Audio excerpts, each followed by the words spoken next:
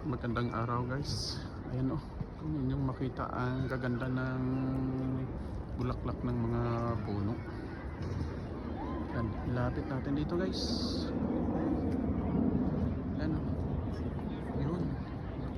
Nagkalaglagan na nga ibang mga bulaklak nito dahil sa lakas ng ulan kanina. At saka ito, naghil ng konti. So andito kami ni Mrs. Nag-unwind kaming dalawa.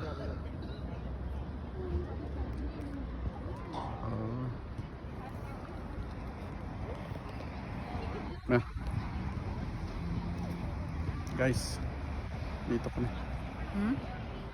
Yan. Sa mga guys, ikot namin ang dito sa camera naman.